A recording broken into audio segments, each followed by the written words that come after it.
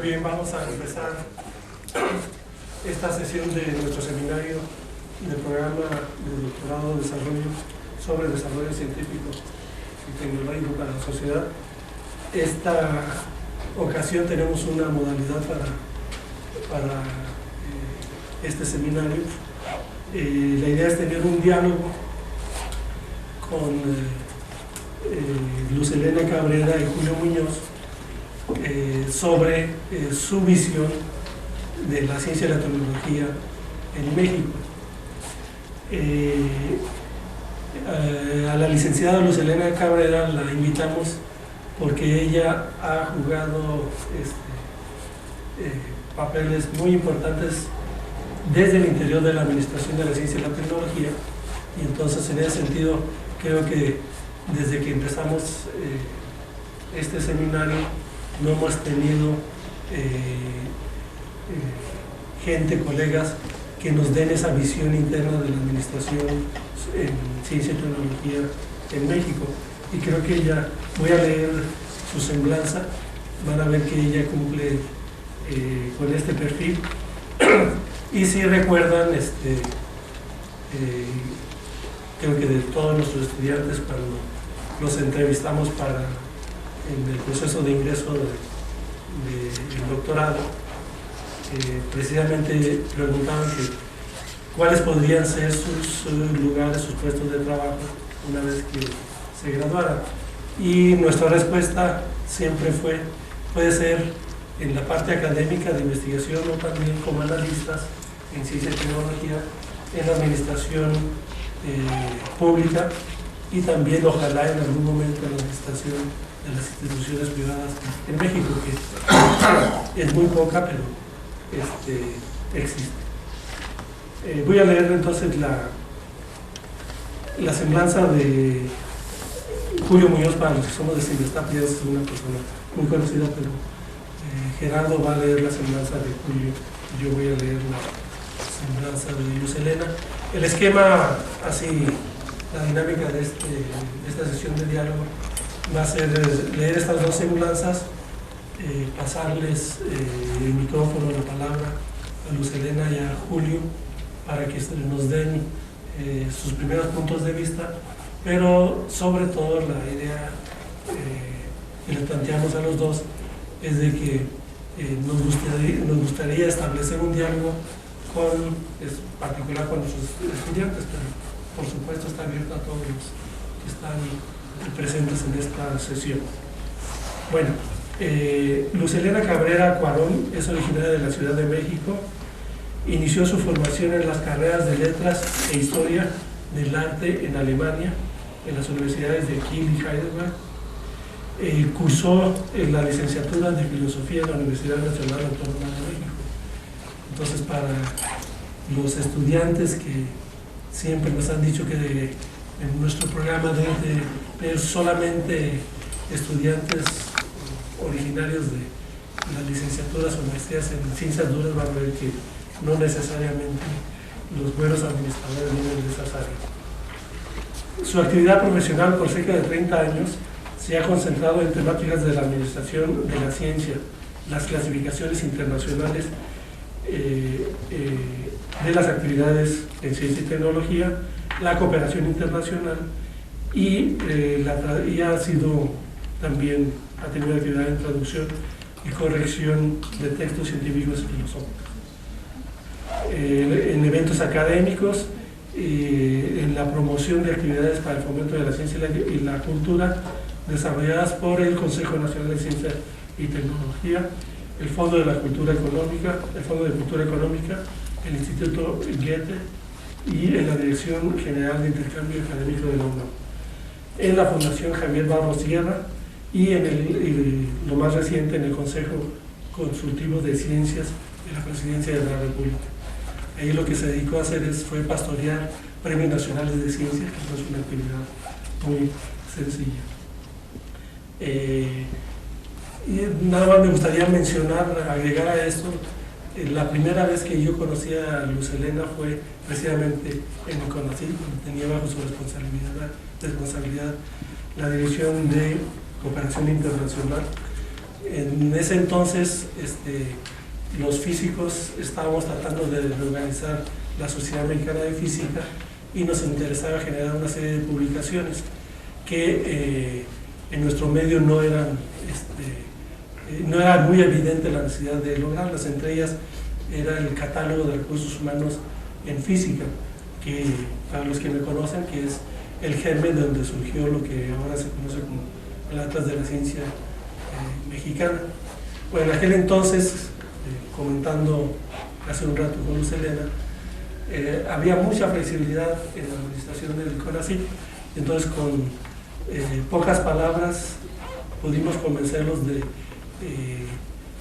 la necesidad de contar con estadísticas confiables sobre, en aquel caso, sobre la física, no nada más en producción y repercusión, sino también en formación de recursos humanos. Y hasta este momento el gremio de las ciencias físicas, los físicos, somos los que mejor nos conocemos. O sea, si preguntamos a los colegas de las otras áreas, el número de investigadores, su producción, el número de programas, pues la información es muy reciente. En cambio, en la Sociedad Mexicana de Física, desde el 86 o 87 tenemos información sobre la evolución de todos estos aspectos. Entonces ahora sí, por favor, Leonardo, si quieres leer la semblanza de Julio. Gracias, sí. Es una semblanza escrita por él, que van a oír en primera persona lo que está diciendo.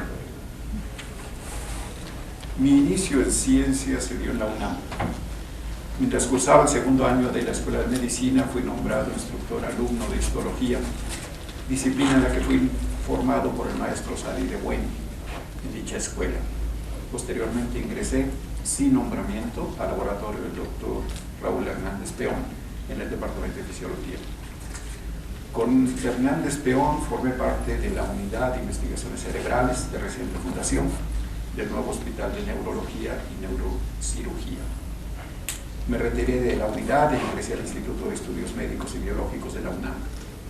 Por invitación del doctor Pablo Godomín, me inscribí en 1966 en el programa de maestría del Departamento de Fisiología del CIMBESTAB, que me otorgó el grado de doctor en 1970. De esa época, creo pertinente destacar que antes no existían programas de posgrado en ciencias básicas ni becas. Sin embargo, mis compañeros de la UNAM y yo mismo no nos preocupábamos por nuestro futuro. La única preocupación, al menos en mi caso, era la de recibir la mejor formación posible, trabajar y ser capaz de diseñar experimentos que aclarasen las preguntas que ya me hacía. Concluido el doctorado, se me otorgó una beca del Centro Fogarty del National Institute of Health para hacer una estancia postdoctoral con el doctor Motoy Kuno, primero en la Universidad de Utah y después en la Universidad del Norte de Carolina del Norte. Regresé al CIMBESTAB a finales de 1973 con el puesto de profesor. Mi trayectoria desde mi ingreso como profesor del CIMBESTAB puede ser seguida con mi currículum, con el cual no les olvidé. Esto es muy improbable, con Julio es muy difícil que no se aburra. Además de la investigación, me preocupa y me ha preocupado en la formación de profesores, tanto en el CIMBESTAB como en otras instituciones. Es cierto, el doctor Muñoz ha sido para muchos de nosotros un maestro, nos sigue formando. Algunos no tenemos remedio, pero él es muy buen formado. Fui director de un programa nacional de formación de profesores por invitación y con financiamiento de la SEP.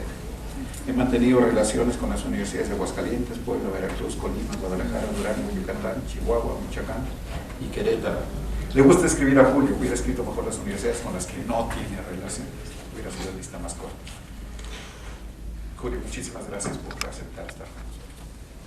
Ahora sí, Luz Helena, por favor.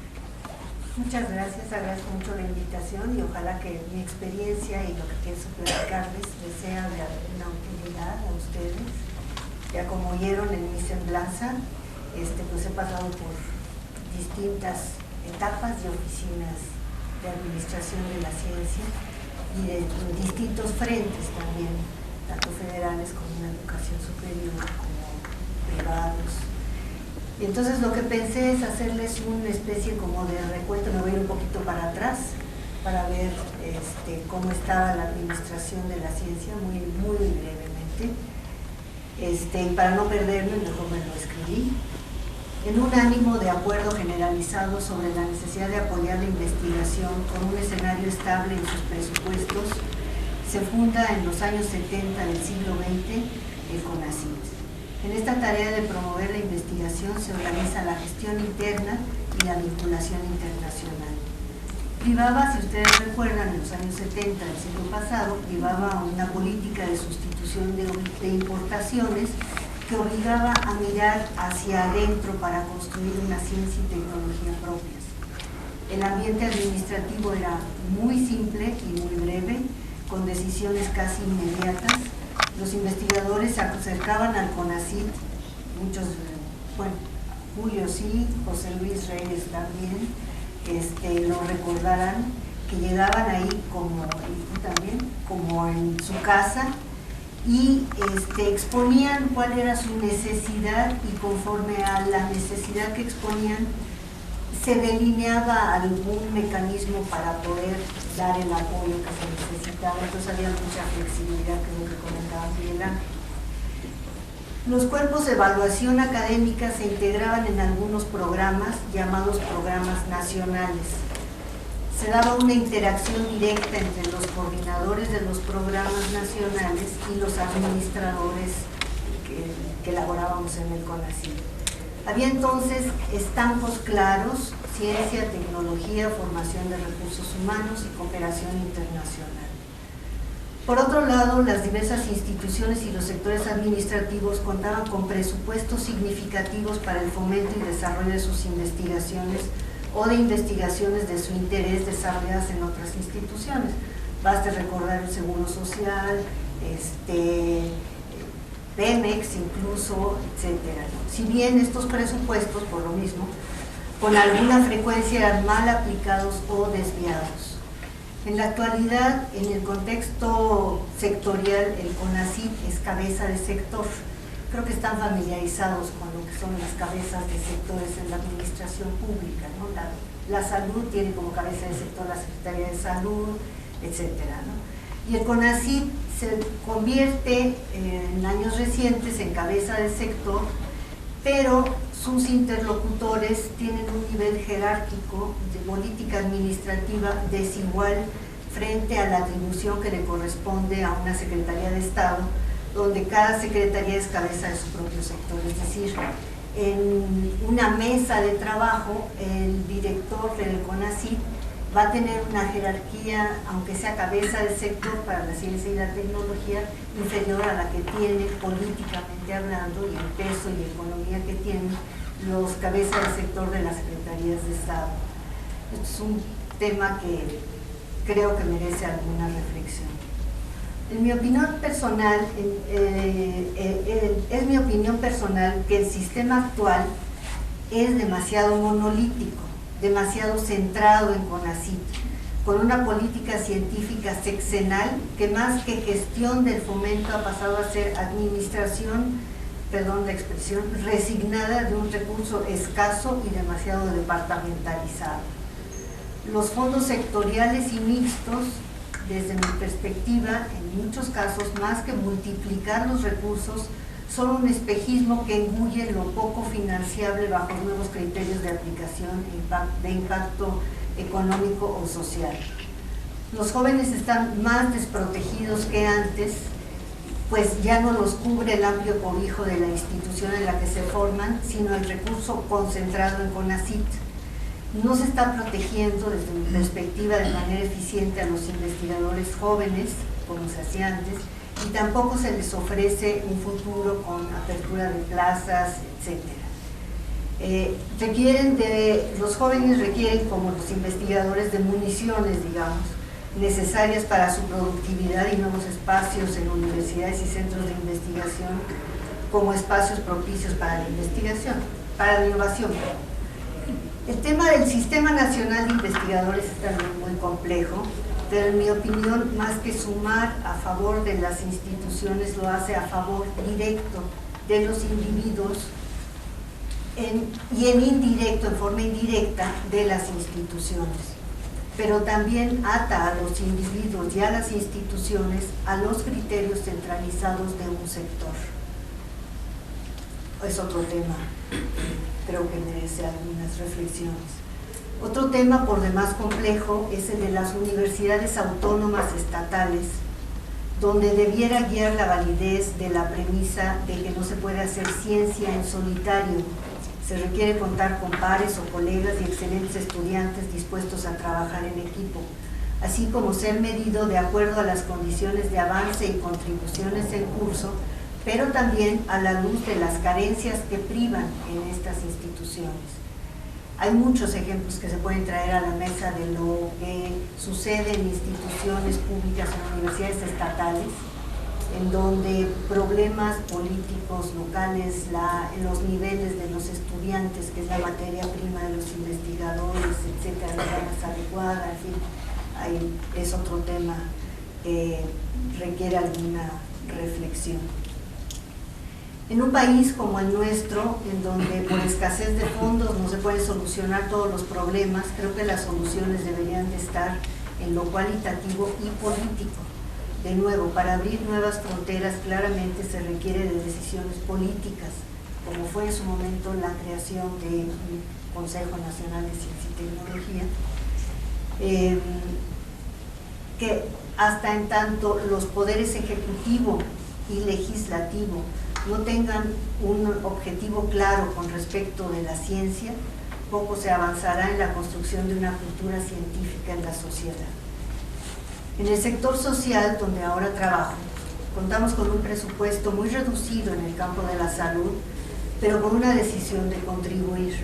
Este presupuesto viene sin cajones ni formularios complejos ni burocráticos, y he podido observar la reacción de colegas de ustedes, investigadores jóvenes, que se acercan a la Fundación para solicitar alguno de estos apoyos que se abren a oferta, y cuando se les informa que no hay formatos, quedan verdaderamente perplejos, ¿no? ¿Cómo?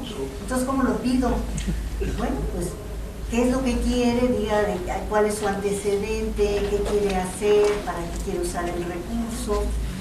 Una cosa tan simple de expresar en este marasmo de formularios que ahora están ustedes inmersos, creo que les deja poca claridad de cuál es el meollo real de los asuntos. Y luego el impacto que siempre tiene que ver reflejado, el impacto económico, el impacto social, que muchas veces no es tan evidente, ¿no? En fin, a manera de pregunta, mi reflexión es, que comparto con ustedes, no es ya momento de reflexionar sobre alternativas de administración de la ciencia. No se hace ya necesario reinventar los mecanismos de fomento que cuenten con alternativas para plantear y ejecutar proyectos originales diversos. Y si se midiera la investigación con parámetros diferentes a la actividad económica, porque realmente estos formularios están tomados de actividades económicas, están tomados prestados, adaptados, digamos, pero bueno, finalmente en última instancia tienen un trasfondo económico. ¿Cuánto y a qué grado se ha mellado la creatividad de la investigación con la angustia de publicar, patentar?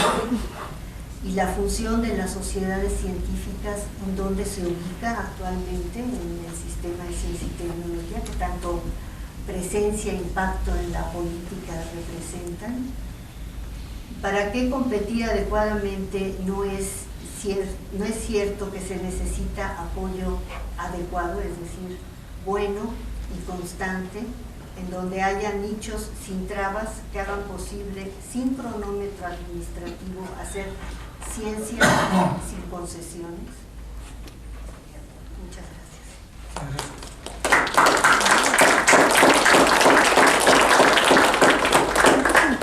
Julio, por favor.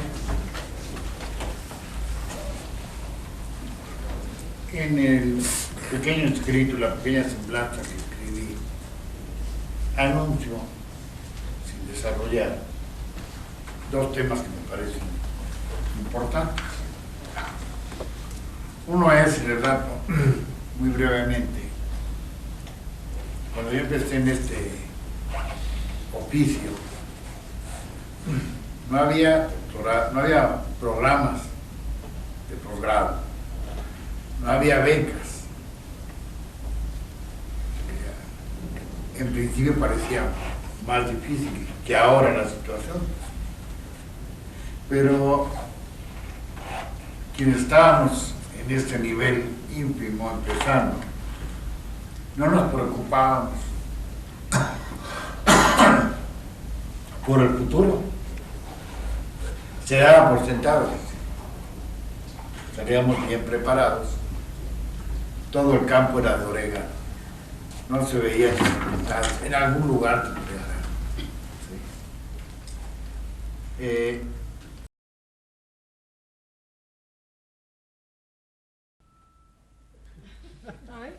Ahora existen los programas de posgrado,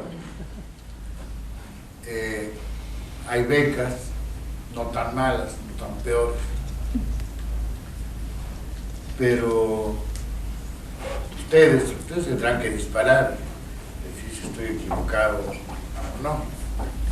La cosa no se ve fácil. ¿Dónde van a ser empleados? Pues quién sabe. Durante un buen tiempo, en buena parte del estudiantado, ese no era un problema tampoco, porque como Manuel Ortega dijo alguna vez, ¿no? El Sinvestab es la escuela de posgrado de la provincia. Era cierto, si venía mucha gente de fuera. Ahora ya no están. ¿Por qué? Porque la provincia, pues creo, y a veces con nuestros egresados, crearon sus programas de posgrado. Y pues, la localidad jala, la familia es importante, pues se quedan en el lugar, aunque no esté muy bueno el posgrado. Contra eso se tiene que competir, que no es un factor pequeño.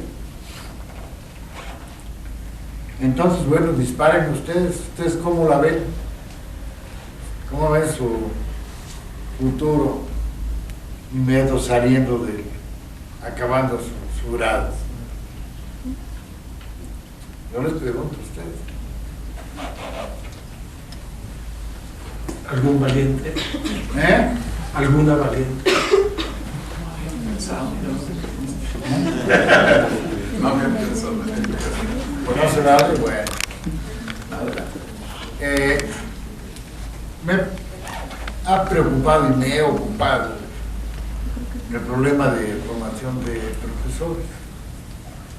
Hace años, José Luis, tuvimos una experiencia importante.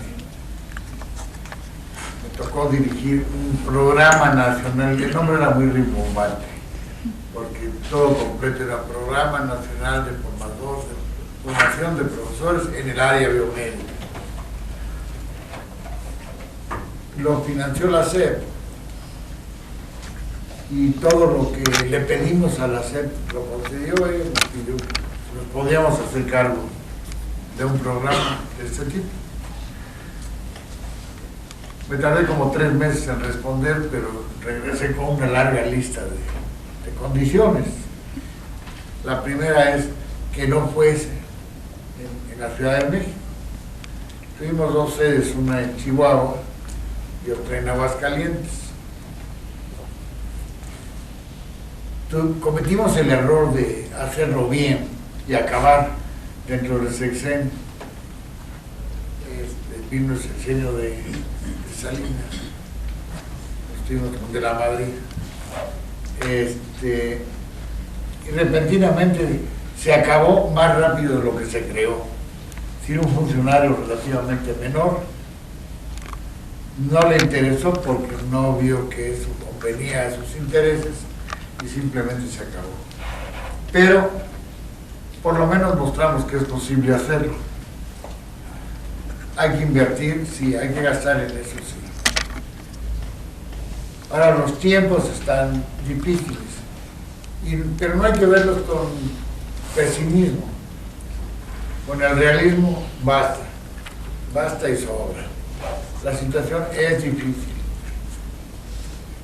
Ahora, de quien dependemos más es de Hacienda.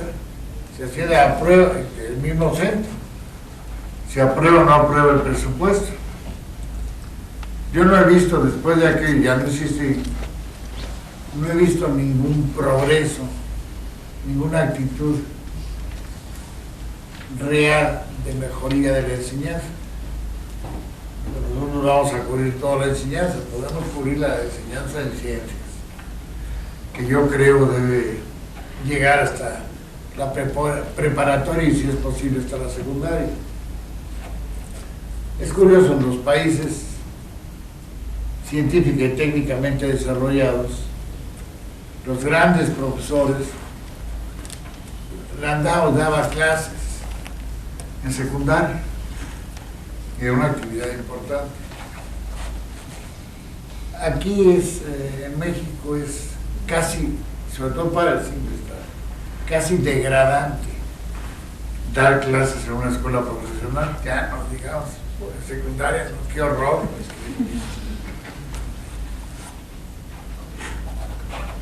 Si no resolvemos el problema de la educación, y a nosotros lo que nos toca es la educación en ciencia, el país no tiene perspectiva. ¿Sí? Sistemáticamente salimos los últimos o el penúltimo en matemáticas. ¿Sí? ¿Por qué? ¿Cuántos matemáticos hay en el SNI? Como 400. Sí, mínimo. ¿Sí? Y eso con cierta generosidad. ¿Qué podemos esperar que llegue a la primaria? ¿Sí? Educación matemática. Nada. A lo que enseñamos a nuestros alumnos de matemáticas es a tener miedo a las matemáticas, ¿no? Esta situación se tiene que resolver de alguna manera, pero va a ser a ustedes a quienes va a tocar la posible solución, ¿no? Creo que esos dos temas, ¿qué piensan ustedes que les va a ocurrir personalmente cuando acaben su periodo de posgrado aquí en el estado? Una pregunta que muy probablemente ya se hace por interés personal. Y la otra es problema no resuelto de la educación en ciencia. ¿A quién les da matemáticas en la secundaria? ¿Sí? O biología. Y se está peleando y se pone como ejemplo Estados Unidos de que en biología se dé la hipótesis creacionista como una hipótesis. ¿Sí? Es posible, sí, en Estados Unidos, algunos estados han ganado eso. ¿Sí? Y se da una explicación divina del origen divino del hombre. Y en otras se da esa cuestión, ¿cómo se da? Darwin, no sé qué. Evolucionismo. Parece que con estos regímenes actuales para allá vamos. ¿Sí? Si eso triunfa o no triunfa va a depender mucho de ustedes. ¿Sí? No digo que haya que ser peleonero, pero hay que dar la cara y hay que dar la batalla. Bueno, creo que por el momento. Muy bien. Espero que disparen. Gracias.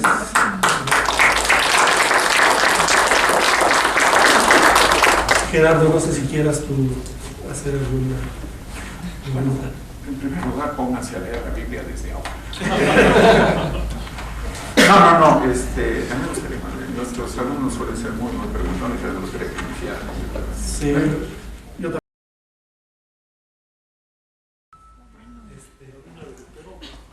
Siguiendo la tradición del seminario, primero abrimos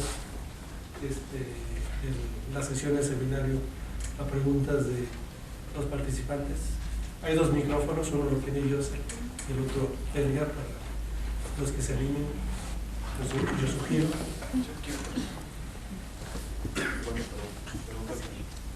Luego Rafael. ¿Primero yo? No, primero. Primero Pues muchas gracias por venir a dar la plática. Desde sus puntos de vista, aquí por ejemplo en Cinvestav ha habido varios directores. Hay directores muy buenos académicamente hablando, científicamente hablando. Hubo directores que políticamente también era de alguna manera bueno. En su opinión, ¿cómo debe de mezclarse esos términos con la situación en México para obtener más recursos, espacios? ¿Cómo negociar el recurso que viene? ¿Qué es lo que nos ha fallado en ese sentido? Bueno, UNAM, por ejemplo, tiene autonomía, pero Cinvestav no. ¿Cuáles serían las perspectivas hacia el futuro? ¿Cómo debemos de los científicos, los profesores, organizarnos para pues, implicar a la política aquí en México? A mí, para empezar, la palabra negociar no me gusta, no es un negocio, pero creo que se entiende por negociar el acordar algo. Luego, bajo mi punto de vista, no hay que negociar. Si se acuerda es porque se tiene la fuerza y la representación suficiente. Yo creo que hay que, sin molestar a nadie, sin ser grosero, hay que enfrentarse y hay que señalar los problemas como son. Por ser excesivamente cautos, pues hemos sido cautos toda la vida y miren cómo está. Ver cómo se inició el centro es una experiencia interesante, ¿verdad? Y eso se debió a un par de gentes, ¿no? Que reunían el consenso, tenían la fuerza, pero una fuerza conceptual. Don Eugenio, yo creo que convencía a la gente de verdad, ¿sí? Le apoyó mucho Rabaú, que era el director del Poli en ese momento, porque no ya había sido antes.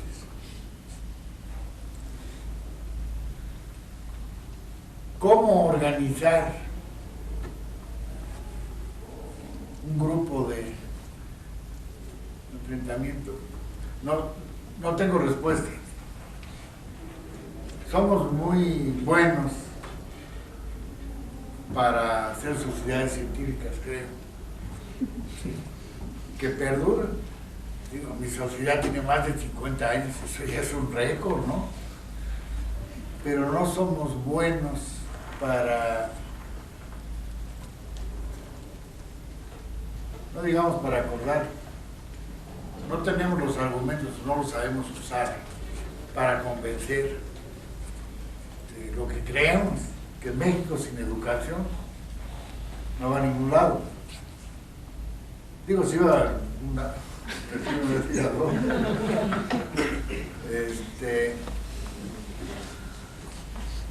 no hemos sido nunca buenos para eso. Y el sistema se la ha arreglado para hasta crear las medidas preventivas. Está el Consejo Consultivo de Ciencias, que Selena trabajó en varios años, de la Presidencia de la República. El presidente jamás los ha consultado. Los presidentes, ¿Eh? Ningún presidente. Ningún presidente. Dos veces. Ningún presidente. Perdón. Yo recuerdo cuando Ahí puedo hacer una acotación porque ahí soy testigo presencial. Con Salinas, que lo crea, y con Cedillo había un contacto cercanísimo. Con Fox y con Calderón nunca recibieron al Consejo Consultivo. Eso es un hecho. Pero con Salinas tampoco hubo mucho Sí contacto. hubo, no, sí hubo. Ahora No, sí se reunían. Va a empezar la discusión. Pero el doctor Soberón decía, sí nos reunimos, nos trata muy bien y tal, nos da la mano, pero dinero nada. No, pero el problema fue que, bueno, uno de los problemas es que cada vez que se reunían con el presidente, cada uno de los miembros decía, es que yo quiero que para mi laboratorio, es que yo quiero que para mi observatorio, es que yo quiero que para mi... Y entonces digo, no, pues esto no es un consejo consultivo de ciencias, esto es un yoyo. Y entonces fue enfriando. Cuando entra Cedillo, estaba Pablo Rudomín de coordinador del Consejo Consultivo, y la relación entre ellos fue más positiva, y logró Pablo en esa época que se eximiera del impuesto de importación a los insumos y equipos para investigación, lo cual era un gran logro económico traducido a centavos, pues. Y bueno, pasó a Fox y a Calderón y se volvió a diluir, se perdió. Pero sí hubo un inicio positivo, pero además siempre dependiendo de la persona, más que de decisiones consensuadas, ¿no? Porque en el caso de, les voy a hacer un poquito de memoria, en el caso de Salinas, el coordinador era Soberón, Guillermo Soberón, quien no tenía una buena relación con Cedillo, habían tenido algunas discusiones un poco álgidas. Entra Cedillo, cierra el Consejo Consultivo de Ciencias, lo desaparece, y le tomó a Pablo unos años, Pablo Rudomín, perdón, llegar a reactivarlo y volverlo a poner en marcha. Eso es Yo creo que por ahí no va la cosa. Es decir, se ha demostrado que no se arregla. Yo creo que el CCC, Consejo Consultivo de Ciencias de la Presidencia de la República, sirve para contener, o puede servir para contener, pero yo no sé, no conozco de ninguna acción que el presidente haya dicho, hágase esto a favor de la ciencia.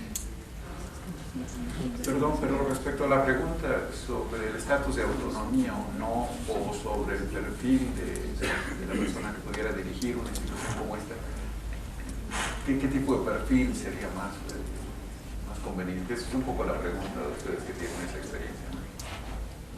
No sé, ¿hay alguna respuesta? Luz Helena, la pregunta muy concreta. Tú que has pasado por todos estos organismos, ¿crees que un científico muy destacado es mejor administrador que un científico con más orientación política que actividad académica? El problema de la educación en México es un problema político. Y la gente bien preparada piensa, no, mejor no. Y ahí estamos en el limbo. Pues, desde mi perspectiva de la experiencia que yo he tenido, yo creo que sí se requiere un científico, digamos, con todo el perfil de científico, pero que tenga un conocimiento de ciertas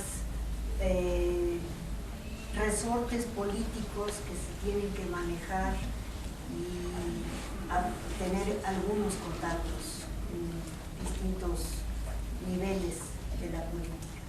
Porque sí, como lo mencioné hace rato, estoy convencida de que si no hay una decisión política que lleve a un consenso general para fomentar la ciencia y la tecnología y la innovación, difícilmente. Por ejemplo, mencionaba yo lo de los programas sectoriales. Los programas sectoriales se han jalado más hacia las necesidades de cada sector, de la Secretaría de Salud, etcétera, de la Secretaría de Energía, de la Secretaría de Marina, de la Secretaría de la Defensa. Todos ellos tienen su programa sectorial. Entonces, el CONACYT es ya como nada más el administrador, le dan un recurso y ahora a ver, con la Secretaría de Salud, ¿qué necesitas? Pues que esto, que... Y el fondo que hay con la Secretaría de Educación Pública para investigación básica es un fondo muy raquítico, muy raquítico. Entonces, muchas veces los investigadores se ven forzados, ya me desvío un poco del tema, se ven forzados a tener que adaptar la petición para que pueda tener un recurso para sus becarios o para tener estudiantes o técnicos o insumos, qué sé. Rafael primero. Sí, quiero retomar algunas ideas que, bueno, de alguna conversación con el doctor Gerardo Hernández y con el doctor Suaste. Por ejemplo, en el desarrollo de patentes, cuando una patente logra registrarse y de repente logra desarrollarse, esto en algún momento representa un beneficio económico para la persona que lo desarrolla y en un momento dado para la persona que puede invertir en el desarrollo de ese producto. Quiero poner como ejemplo que en Estados Unidos, inclusive en algunos sectores, inclusive para hacer juguetes, buscan estudiantes con muchas capacidades para desarrollar cosas nuevas. Entonces hay un financiamiento por parte de la institución. Posteriormente se lleva a cabo el prototipo, entonces una empresa privada aporta un capital y el producto llega a venderse. Entonces hay una conveniencia múltiple de empresa, institución y estudiante, porque el estudiante se ve beneficiado porque en muchas ocasiones es contratado por la empresa. Ahora bien, de las ideas que comentó el doctor Suaster, que continúa con el desarrollo de las patentes, y del doctor Gerardo Hernández, de que hay una resistencia al cambio, o sea, de que puede haber una resistencia al cambio en nuestro país en cuanto a que los investigadores enfoquen un poco más su actividad, no solamente en la publicación, sino en el desarrollo de ideas que pudieran ser comercialmente convenientes tanto para la institución como para los estudiantes como para algún sector. Entonces mi pregunta es la siguiente. Cuando usted estuvo en alguna cuestión directiva del CONACYT, ¿qué tanto había esta clase de propuestas por parte de la comunidad científica? Es decir, ya tenemos proyectos con convenios de empresa, de institución, y qué tanto en verdad apoyaba el conocido o no apoyaba. Bueno, en la época en que yo estuve, esta actividad no la llevaba yo directamente, era desarrollada en la Dirección de Desarrollo Tecnológico, y sí había toda una apuesta, incluso de apoyos a fondo perdido por desarrollos tecnológicos.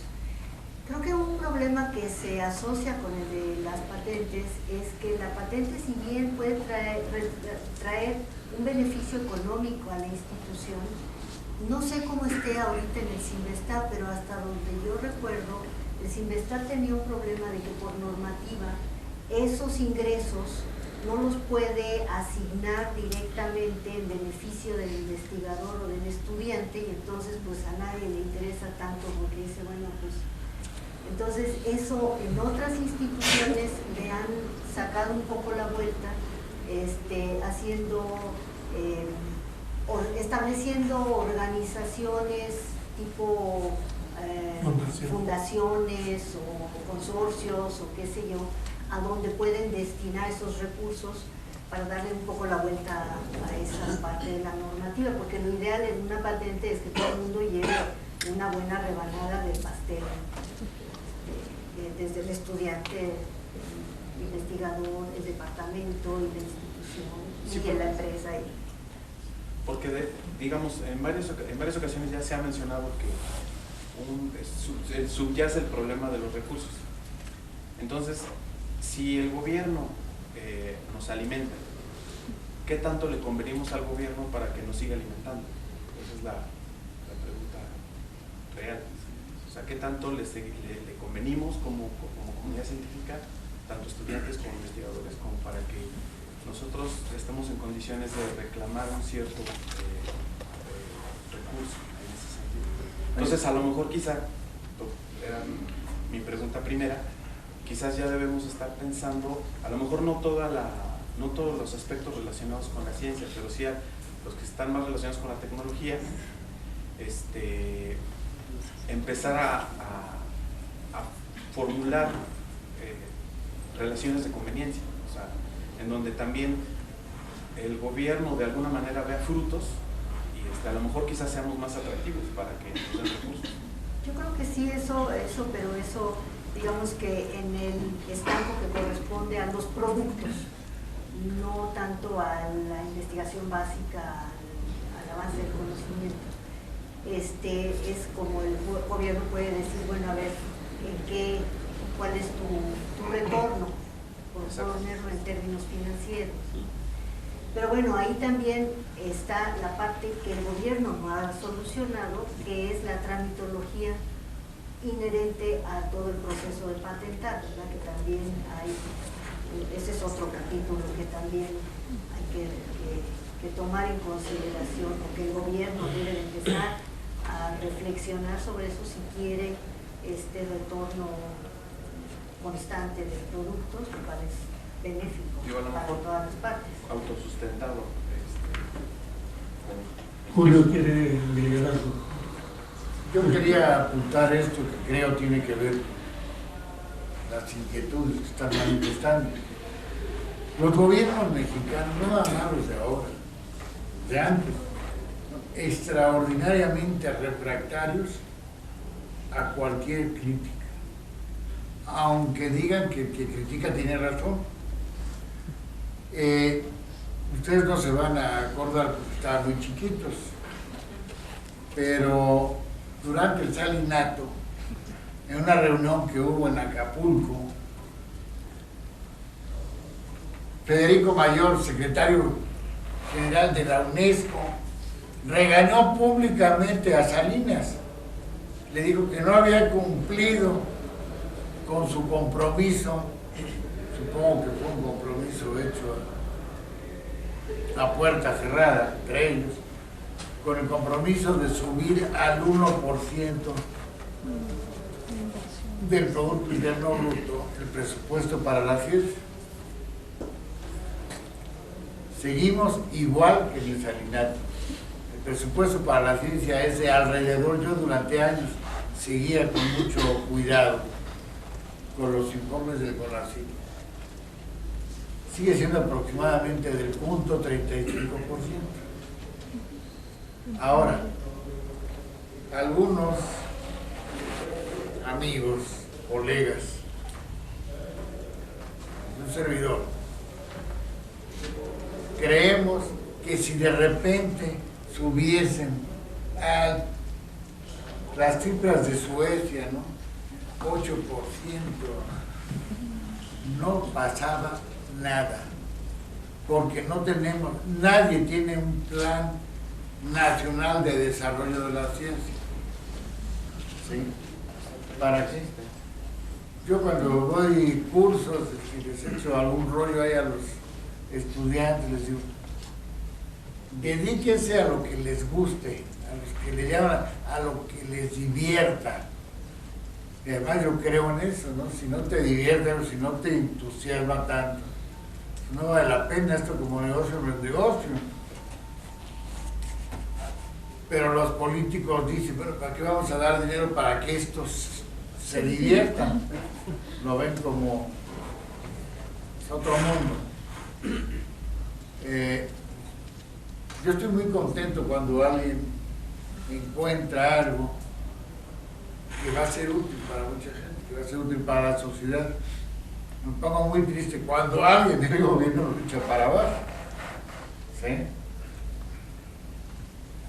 Pero creo cómo organizarse, no creo que nos vayamos a organizar con el gobierno. El gobierno nos va a tratar de atraer al que se deja. Y hay colas para ser atraídos, ¿no? Finalmente no pasa nada. En cierto modo somos un país paralizado. Conocí, por ejemplo, me acuerdo mucho de la escuela de medicina de la Universidad Nicolaita. Tuve una cierta experiencia hace casi 50 años. Me noté con una serie de problemas. Hoy están exactamente igual. Para mí está peor. El tiempo ha pasado, podrían haber ocurrido. No. para acabar de amolar somos muy caníbales también, es decir, hay canibalismo dentro de nuestra sociedad. Que uno la hace bien, hay que hincarle el diente, aunque lo haga muy bien. El Cinvestav ha dado muestras con relación a la UNAM. Mi primera alma mater, yo tengo dos mamás. Le ha ido muy bien en el manejo de la política universitaria. Yo por aquí vi sacar una diapositiva de Juan Pedro Laclet, ¿no? Laclet es Cinvestav, de bioquímica. Ahora, de mis ex alumnos, bueno, uno directamente del laboratorio que hizo maestría y doctorado, es jefe del departamento de fisiología, el Instituto de Fisiología Celular, y otra, Marcia, que fue mi auxiliar en la Escuela de Medicina, profesor auxiliar, es la directora del instituto, dos del Cinvestav, y hay otros 4 ahí, o 5. Bueno, hay 4, y otro en otra dependencia cercana. Sí. Saben hacer eso, y lo hacen muy bien. Felicidades, qué bueno, ¿verdad? Y no se olvidan de algunas cosas que les preocupaban cuando eran estudiantes. Pero también hay canibalismo. Si alguien lo está haciendo bien, ay, no, ese güey. ¿O no? Sí. Vamos a ver, José Luis primero. Yo quiero retomar.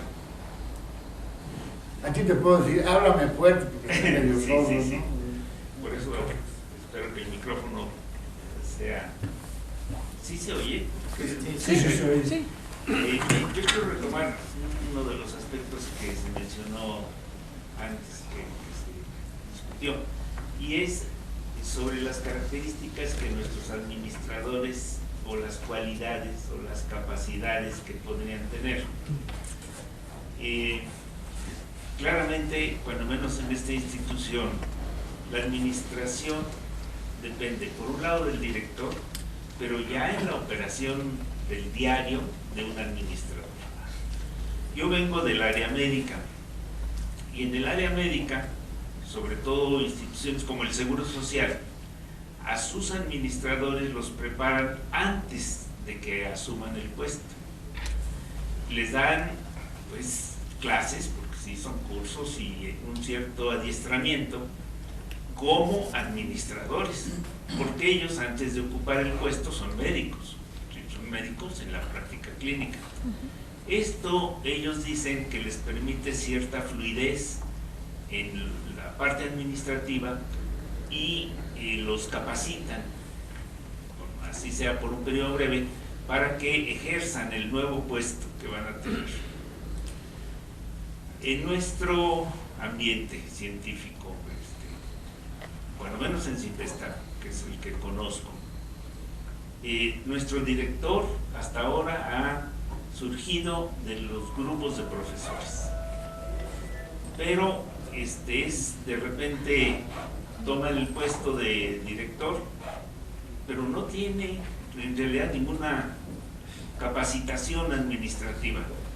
Eso, en la realidad que hemos vivido, a lo que nos lleva es a que un administrador se encarga de todos los aspectos pedestres administrativos, pero esos son los que hacen funcionar al centro.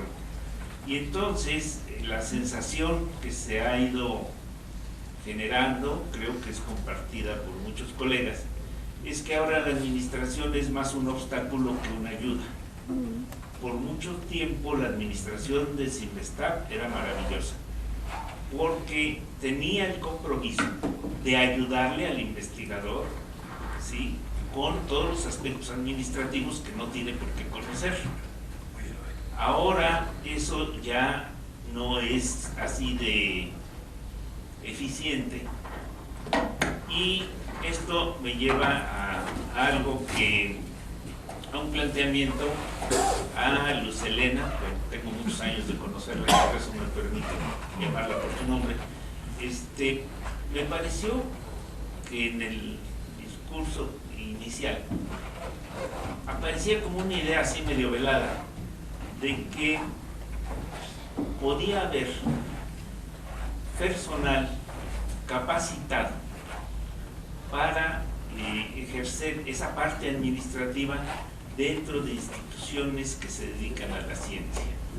Esto me recordó precisamente los administradores médicos, que les mencionaba, tienen una cierta capacitación encaminada a que desarrollen bien su puesto. Yo no sé si en algún otro país haya esa característica de capacitar a alguien que va a ejercer un puesto administrativo dentro de la investigación, y qué tan conveniente se vería, o creamos otro monstruo que nos va a ir peor. Bueno, en eso hay experiencias muy interesantes en otros países. No estoy muy actualizada en últimas fechas cómo está la situación internacional, digamos. ¿Cómo se llama? ¿Qué está haciendo? Pero por ejemplo hay un servicio civil en administración de la ciencia, en Francia, en Alemania también. Entonces es gente que se prepara, digamos, que como ustedes, que están cursando estudios formales para administrar la ciencia. Y allá hay también había, no sé si todavía esté funcionando, programas de sensibilización a los miembros del servicio civil en la administración de la ciencia para conocer, porque nadie puede ser todólogo, entonces para conocer distintos campos y tener la sensibilidad de identificar las necesidades o de traducir las necesidades de ese campo para el apoyo o la gestión o el apoyo requerido. Aquí en México no lo hay. Está el servicio civil, los servidores públicos, pero es como la bolsa de todo, ¿no? Ahí hay de todo. Y el problema creo que se agrava un poco en México con la actual normatividad, que es un término que hace rato comentábamos que es horrendo, pero que existe, que es como una camisa de fuerza administrativa. Hay un pánico administrativo de ejercer el recurso y todos los administradores se han convertido en verdaderos escruches que están así viendo que espérate, déjame ver si no traen una colita por acá, si no me vayan a pescar por aquí, porque me inhabilitan, porque, en fin, creo que al tratar de sanear en la administración se han pervertido algunos procedimientos y esta normativa ha convertido a los administradores como lo es en el gobierno federal, que realmente quién decide el gobierno, si el secretario de Hacienda o el presidente, ¿no? El papel que juega en el gabinete un secretario de Hacienda es arrasador, ¿no? Y en las instituciones creo que sucede lo mismo. El administrador se ha convertido en un centro de poder, digamos, pero que le falta esa parte de la sensibilidad de buscarle a la normativa, porque la normativa siempre se le puede dar la vuelta. Déjate que sí. Sí, porque sí es impactante y es horrenda, pero sí hay forma de buscarle por aquí, con asociación, con academias científicas, con sociedades, etcétera. Entonces sale el recurso por ahí. Hay muchas dinámicas que, bueno, en los muchos años que llevo en esto ya hemos tenido oportunidad de ver que son caminos seguros. Pues vamos a tener 3 intervenciones, Carlos, Rodolfo y luego usted que no sé su nombre. Angélica.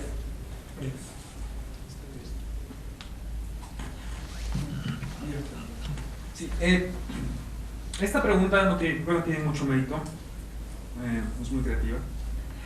Se va a estar, porque es cajón, se va a estar tratando de aquí hasta que sean las elecciones, probablemente después.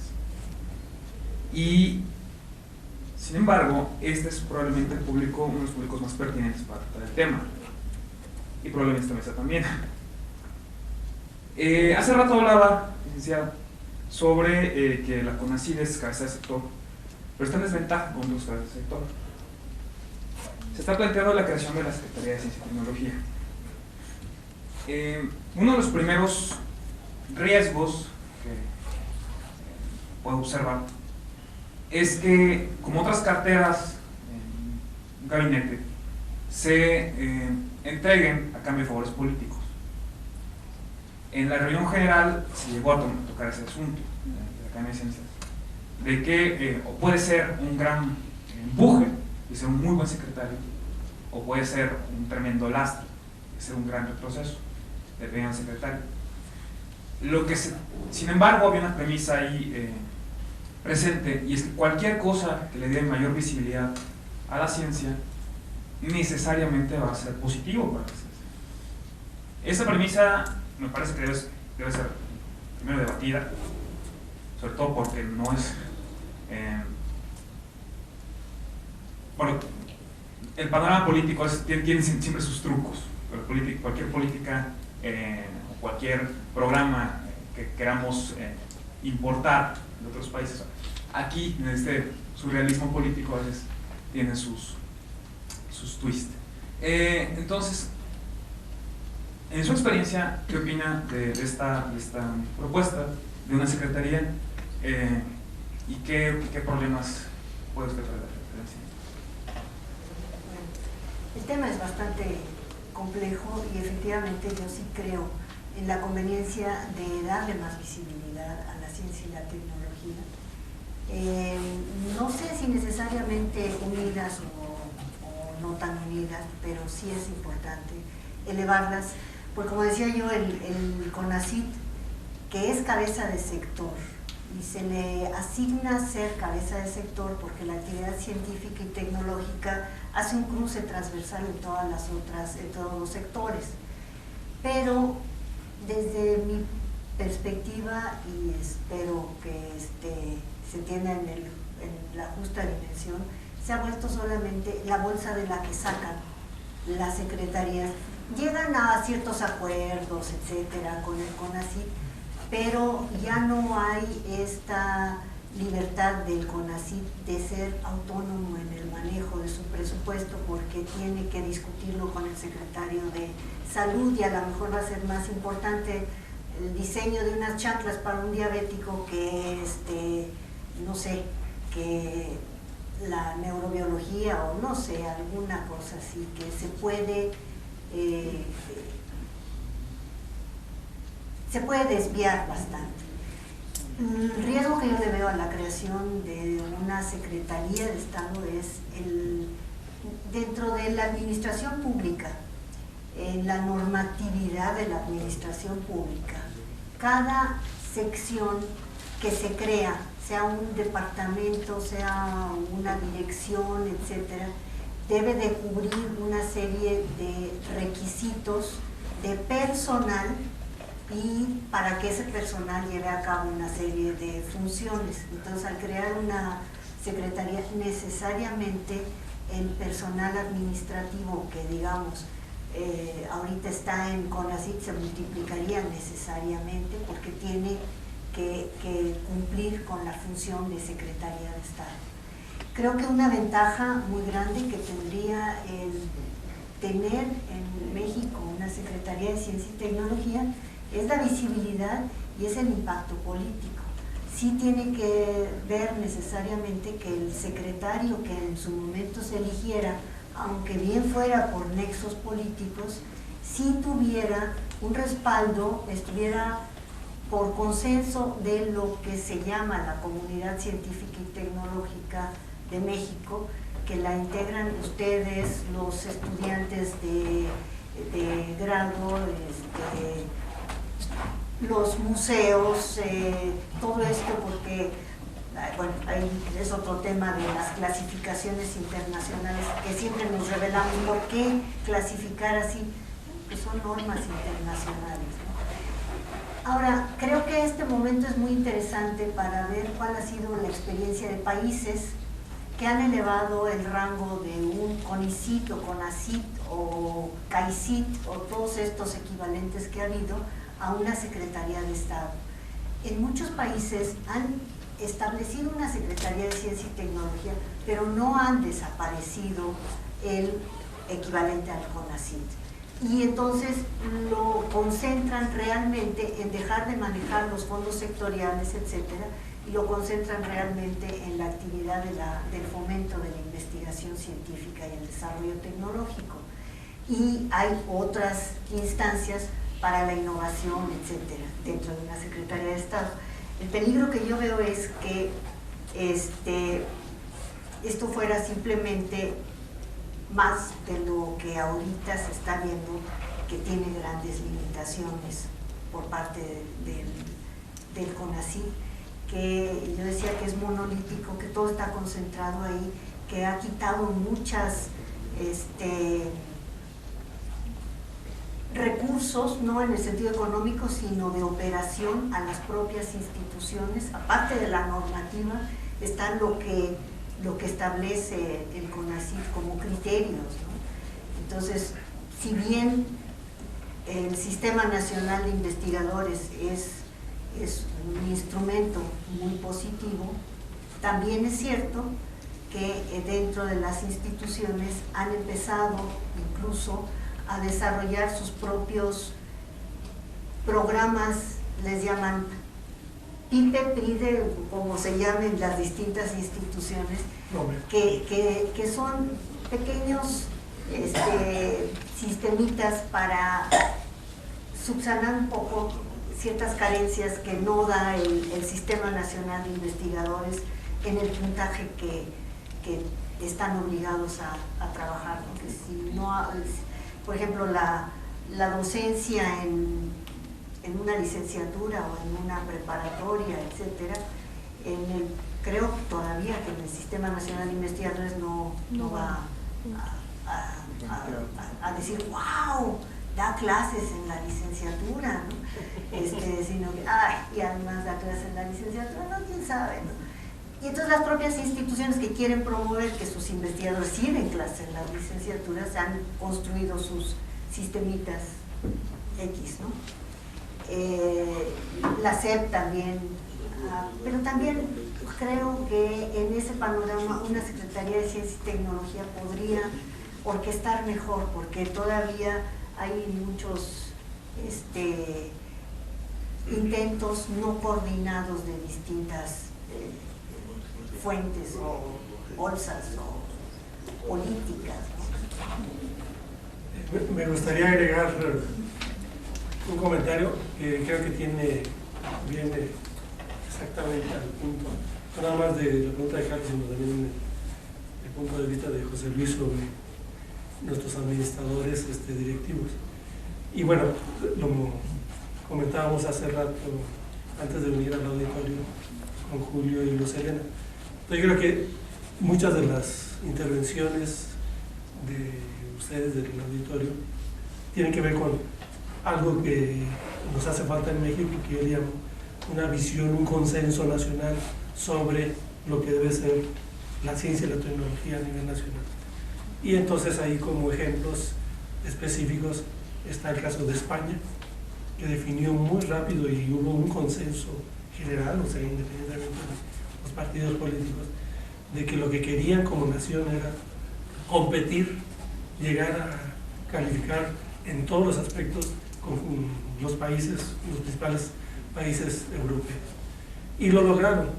Entonces ahí hubo un programa, ese se me quedó muy grabado, muy presente, el programa Ramón y Cajal, que creo que en este momento, y podría incidir en la pregunta inicial que les hizo Julio, sobre todo a nuestros estudiantes, de cuál es su programa de vida, su futuro como investigadores en una carrera científica. Pues en ese caso, el programa Ramón y Cajal fue diseñado para resolver un problema urgente que tenían a finales de los 90. Entonces, España había enviado tan cantidad de estudiantes de postdocs al extranjero, de que ya todos estaban a punto de regresar, maduraron y todos querían regresar.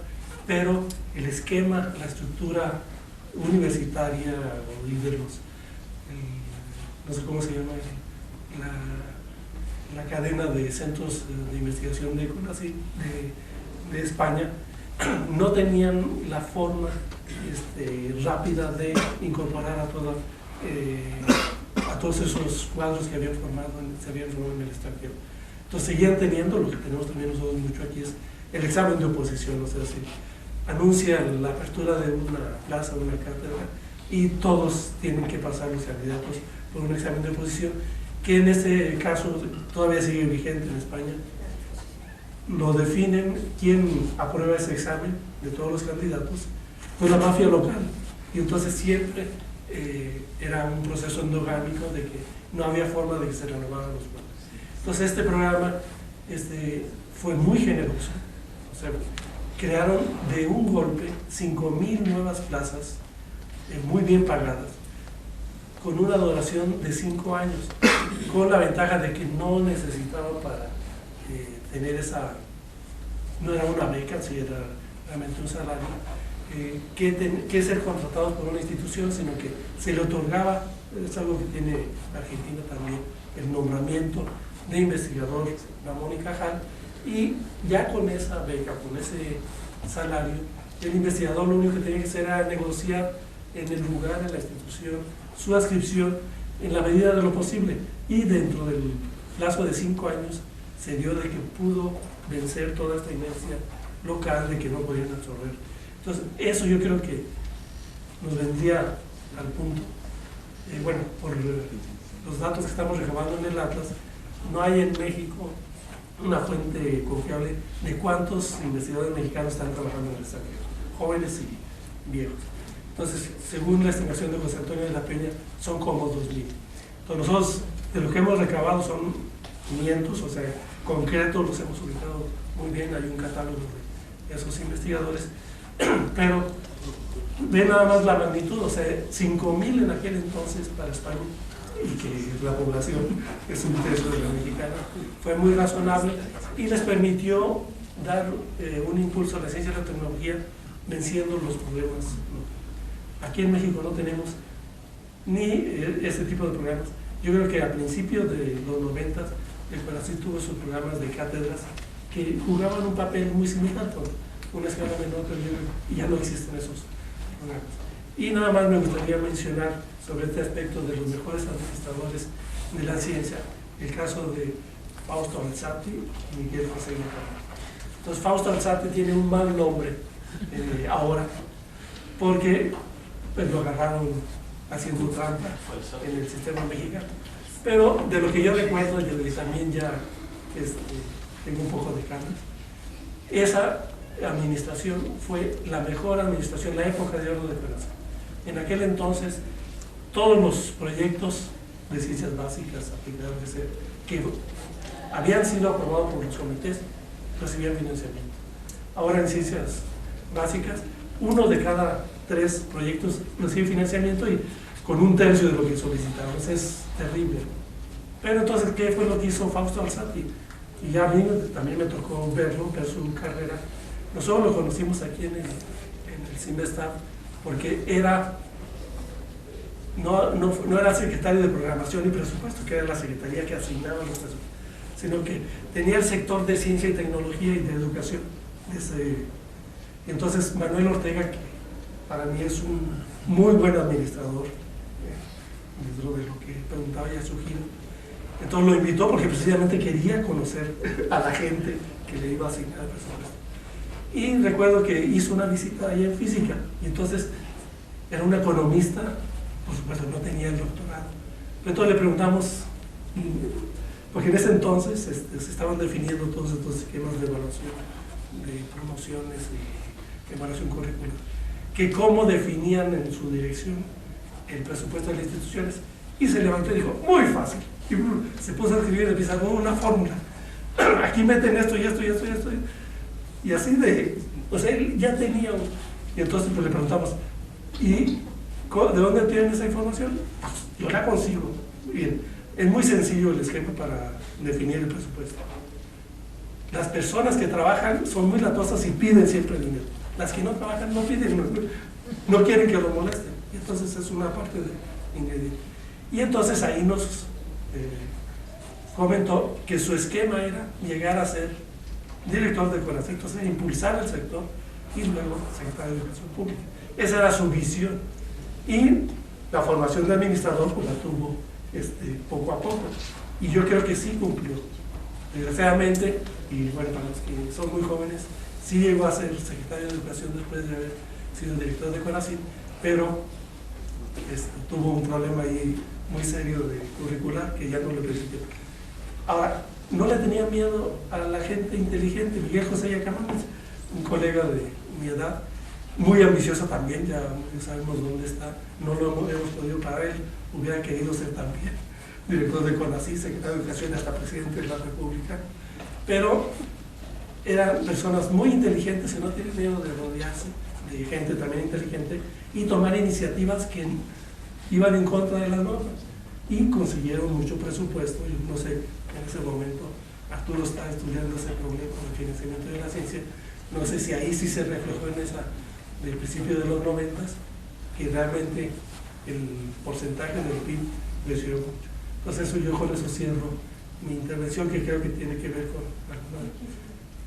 Nada más para cerrar un poco lo de las secretarías de Estado.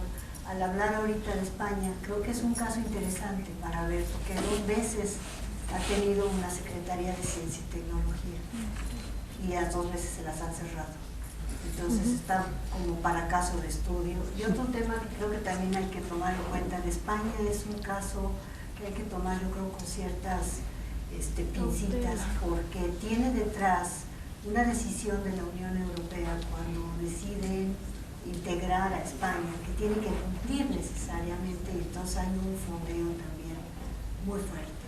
Fondeo quiere decir recursos, dinero. Sí. Sí, pero bueno, volvemos a una cosa comentaba yo antes, una decisión política detrás. Rodolfo, por favor.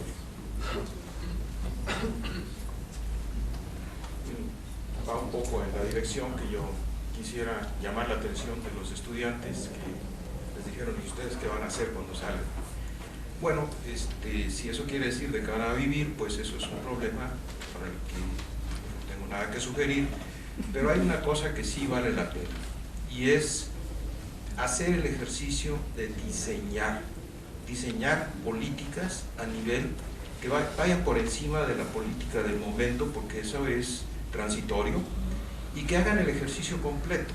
Por ejemplo, se menciona ahorita de esa fuerza externa que llega a España, de la Unión Europea, para ponerlos a nivel a través de programas científicos compartidos en toda la Unión. Ese es un caso, y es un caso que efectivamente vale la pena estudiar.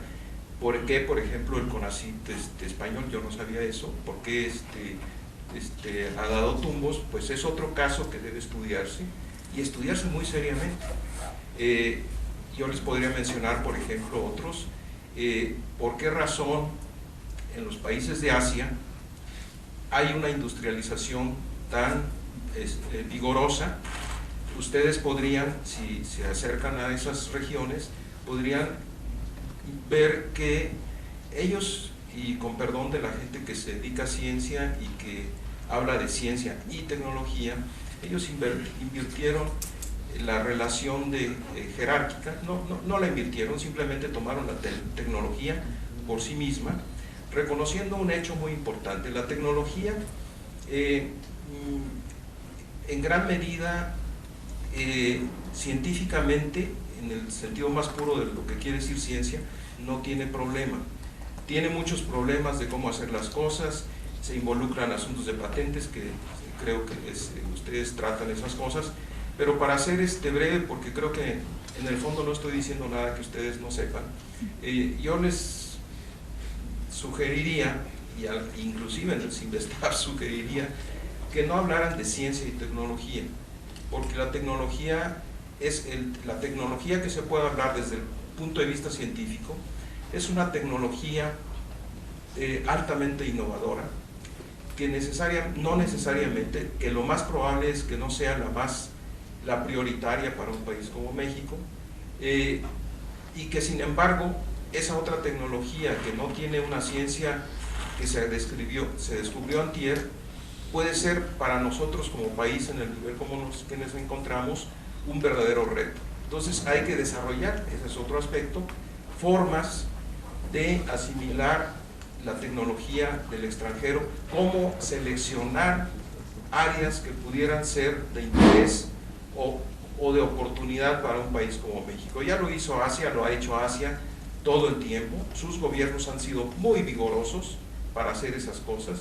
Yo en lo particular hace un tiempo me dediqué a estudiar el caso de Japón, y ahí puede uno darse cuenta de esa maraña impresionante de burocrática, pero burocrática al nivel, y con eso voy a terminar porque creo que la idea está bastante clara. Yo visité a un físico en el MITI es algo así como el SECOFI japonés, era en ese momento, ya no existe, y en esa época promovían la industria nuclear en este caso. El funcionario al que fui a visitar acababa de salir una caricatura de él en la revista Newsweek, y estaba muy orgulloso de eso, pero orgulloso de una manera peculiar. Era un hombre extremadamente modesto en su actitud. Fuimos a platicar con él. Había estado 25 años ligado a la industria nuclear. Toda su vida estuvo comprometida con la industria nuclear. Quería de eso decir que estaba estudiando los avances últimos o el conocimiento científico del nuclear. No, estaba concentrado en la industria nuclear. Entonces, y eso era un recoveco de una secretaría, una especie de SECOFI tremenda, que se dedicaba a hacer todo tipo de arreglos para que hacerse de la tecnología, desarrollarla en parte, qué sé yo. Entonces, eso es muy importante, y me da la impresión de que el CONACYT no tiene, a lo mejor ni siquiera es su función, desarrollar ese tipo de tecnología. Tal vez sería SECOFI la encargada, pero tampoco veo cómo lo puede hacer con las orientaciones que tiene. Y bueno, mentí. Una última cosa que voy a decir es que lo primero que tendrían ustedes que analizar, cuáles han sido las políticas económicas del país, y por qué razón en esas políticas económicas, qué papel juega lo que nos importa a todos, ya sea ciencia o tecnología, qué lugar ocupa. Un investigador me dijo recientemente, que se dedica a estudiar la industria automotriz, me dice, es que este país es de comerciantes. Entonces, ahí tienen ustedes muchísimo que se puede hacer, independientemente de que les paguen o no. Hay muchas cosas, discúlpeme, yo creo que ustedes mismos lo han pensado, no es que simplemente quería conjuntar algunas ideas y algunas experiencias personales, que en realidad, aunque las tratemos a nivel, digamos, teórico o de libros, en la práctica no se ven reflejadas. Eso me consta. Yo fui a SECOFI y no tenían nada en esa época. Entonces, nada en esa dirección, equivalente al MITI japonés, ni esperanzas, ¿no? Entonces, mucho tiene que ver con la mentalidad y con la política económica del país. Cedillo lo dijo en su momento, la mejor política industrial es no tener política para nada. Entonces, a lo mejor seguimos en la misma. Angélica, de una vez. Gracias por la oportunidad. Bueno, aprovechando lo que comentaba el doctor hace rato, igual lo hablamos de los perfiles inclusive. Bueno, yo estuve un tiempo aquí trabajando, ¿no?, en Sinvestab a nivel de la Coordinación de Relaciones Internacionales. Tuve la oportunidad de asistir a muchas reuniones que se hacían precisamente de visitas de universidades extranjeras, y de lo que mencionaban hace rato sobre los perfiles y demás. Una vez vino a dar, bueno, de hecho varias veces vino a dar una conferencia y bueno, negociaciones directamente con Cinvestav, ¿no? El director de la Universidad de Arizona. A mí lo que me llamó muchísimo la atención es que el señor, para empezar, es un doctor en ciencias administrativas, no es doctor en nuestras ciencias exactas, ¿no? Sin embargo, sí dominaba la parte de qué cosa estaba haciendo cada de sus departamentos, cada uno de sus investigadores, y tenía esa facilidad que obviamente, honestamente digo, con todo el respeto del mundo, yo no he visto en los directores ni del Politécnico ni de instituciones públicas en México, que él estaba sentado en el lugar de ustedes y decía, a ver, departamento Cinvestav, ¿qué estás haciendo? No, pues química, estamos haciendo estos avances, miren, estamos manejando estos proyectos de investigación, etcétera.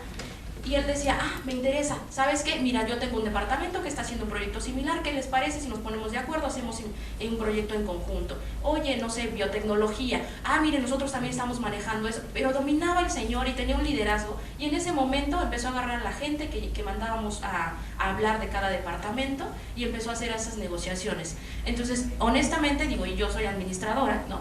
Y yo pienso que sí es muy importante esta cuestión, o sea, saber gestionar a nivel ya de una dirección. Y la otra parte, como ustedes decían, desafortunadamente en México, los conectes con la política, con la gente que tiene este poder político, pues es muy importante, ¿no? Y además, o sea, es un reflejo, inclusive la industria lo está manejando.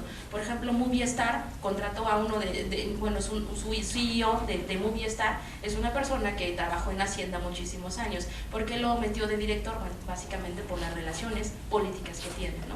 Entonces, a lo mejor es abrir un poco esta visión de qué podemos hacer en un campo de investigación donde sí estamos teniendo recursos públicos, pero tendremos que tener como esa visión de gestión a nivel administrativo. Era meramente mi opinión, mi comentario. Si hay alguna otra última intervención, aquí, por favor, y luego ya pasamos a una última ronda de lo que decía Miguel Ángel respecto al caso o modelo español, creo que es realmente muy interesante para México, yo lo veo totalmente impracticable. En España, cuando yo empecé en este asunto, yo conocía a todos los fisiólogos españoles, todos, eran 3. Ahorita, cualquier ciudad de 50,000 habitantes o más tiene investigación en mi área. Lo importante del experimento que hicieron, es decir, el plan de desarrollo, es mostrar que es posible y también mostrar que el desarrollo de la ciencia es parte de algo, no puede divorciarse de la realidad nacional. Y lo que ocurrió en España, después de morir el tío Paco, fue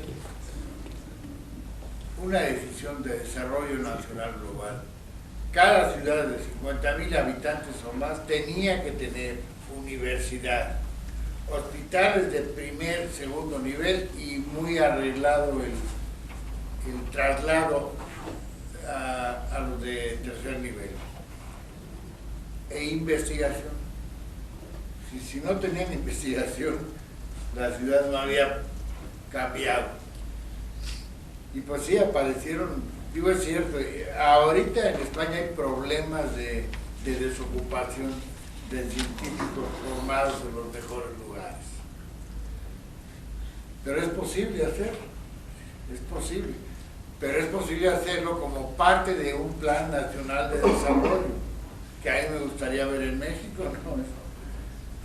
Así que la Universidad de Oaxaca o de Aguascalientes, ¿verdad?, tiene que tener investigación de buen nivel y tiene el estándar altísimo. Es una buena demostración de que sí, el problema del desarrollo de la ciencia es, en esencia, es un problema político, de decisiones políticas. Si somos víctimas de alguna manera de decisiones políticas que nos confieren, y por lo tanto la inquietud allá del compañero es muy legítima ¿Y cómo le hacemos? Nosotros solitos no, y pensar en una gran cosa, todos los científicos, entre comillas, todos los investigadores, la palabra científico es algo más seria, es muy difícil. Probablemente haya que empezar con visión muy modesta y en el grupo que es posible, por ejemplo, ustedes. Hay que por lo menos manifestarse y dar opinión y hacerlo público. ¿Sí? Creo que el hacerlo público es de primera importancia. Si ustedes lo hacen en una reunión como esta y se acabó, no sirve de nada. Pero si se hace público, si sale a la prensa o otro medio de difusión masiva, les empieza a preocupar, caray, ¿qué pasa ahí? ¿Verdad? Bueno, por lo menos que pase algo con nosotros. Bueno, Julio es consistente en eso, él escribe regularmente en la jornada. Que tú eres consistente en ese aspecto. Tú escribes en la jornada de manera regular. Entonces, ahora sí, la última intervención. Ok, gracias por la oportunidad.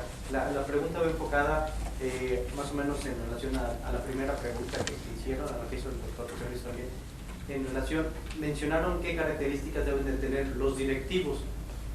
Tener contactos políticos, encontrar atajos que han hecho funcionar, trabajar con las reglas y con las normas. Pero mi pregunta es a una escala más baja. Yo como investigador o como nuevo investigador, ¿qué características debo de tener? Contactos políticos. O primero, debo tener mucho trabajo y mantener una productividad de calidad. Pero, ¿qué otras cualidades se deben de tener para facilitar esta administración de lo que es esta administración de la ciencia y la tecnología? Gracias. Está muy complicado. Perdón, sí es un poco complicada la pregunta, porque ahí la pregunta, otra pregunta subyacente es: ¿debe un investigador dedicarse a la administración o a la investigación?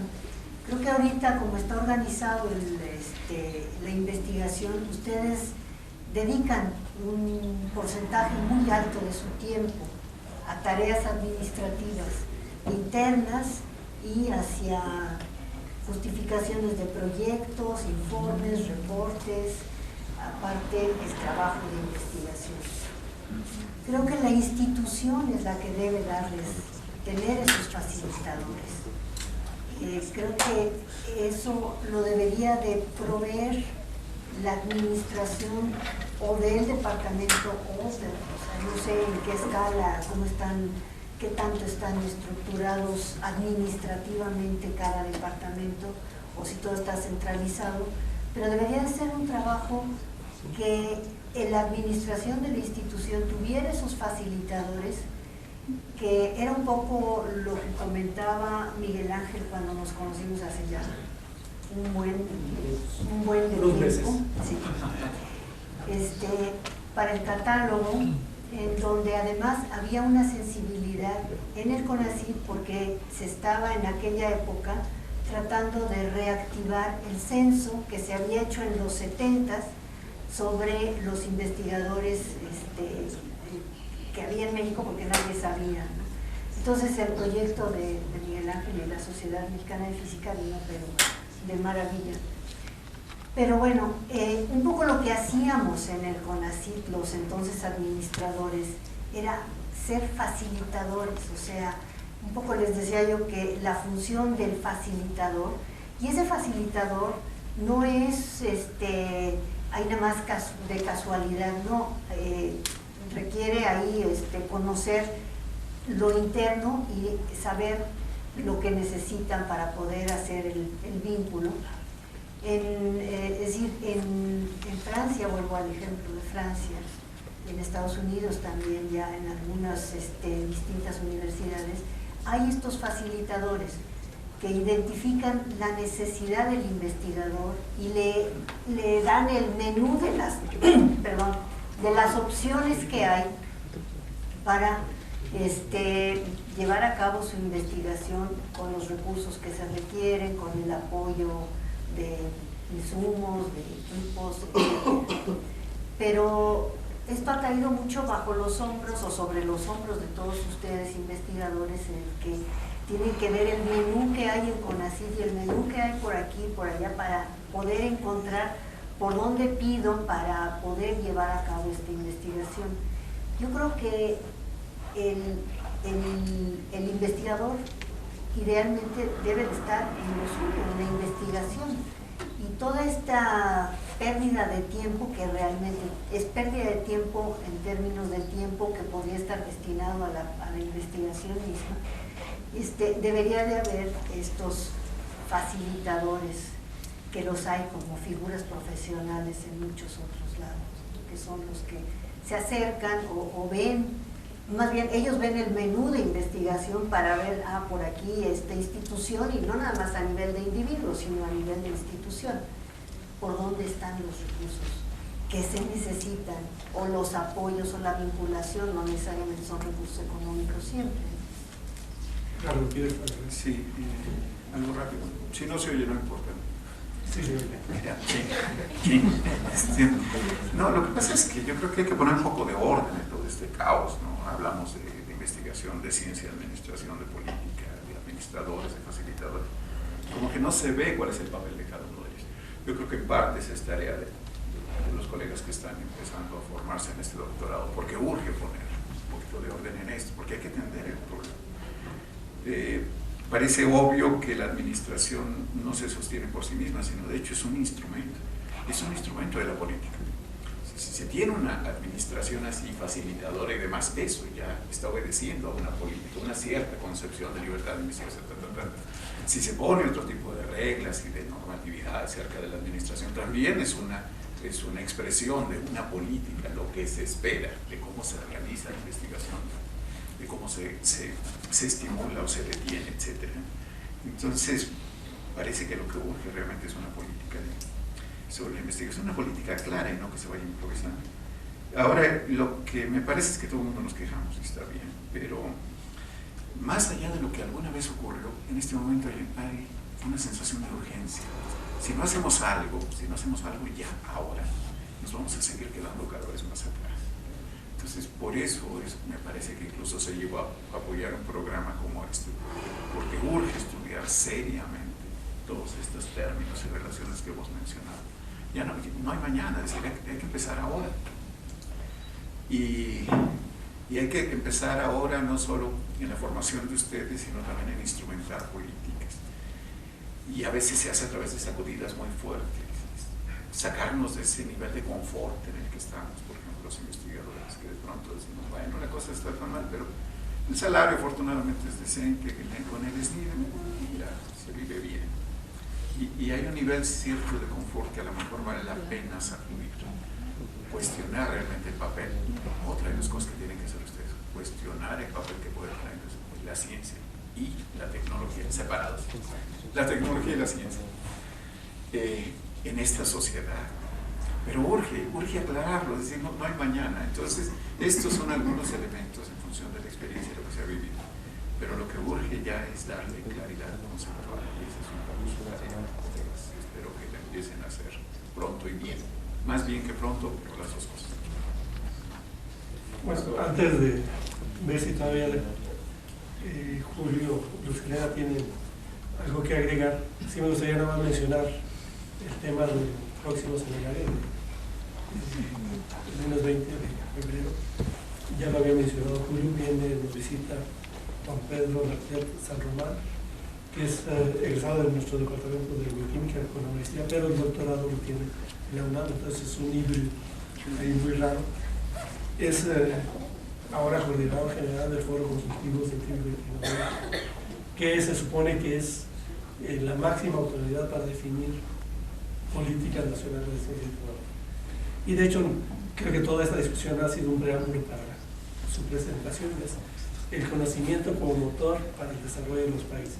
Y en interrelaciones, ¿cómo va disminuido? Entonces, eso provoca la pregunta, yo creo que vamos a estar preparados para interactuar con él. Julio, ¿quieres agregar algo? Nada más agradecerles la paciencia de haber escuchado estos rollos, pero creo que en el trabajo que están ustedes iniciando, como dijo Gerardo, es fundamental ya tener un esqueleto bien armado y que quede, porque lo que decíamos de la normatividad es, se aplica igual a Pemex que a la investigación, y son productos algo, o sea, buscan cosas diferentes, ¿no? En principio. En el fondo no, en el fondo puede encontrarse siempre en última instancia, como debería ser, siempre se puede encontrar como un denominador. Bueno, pues muchas gracias. Bueno, pues muchas gracias.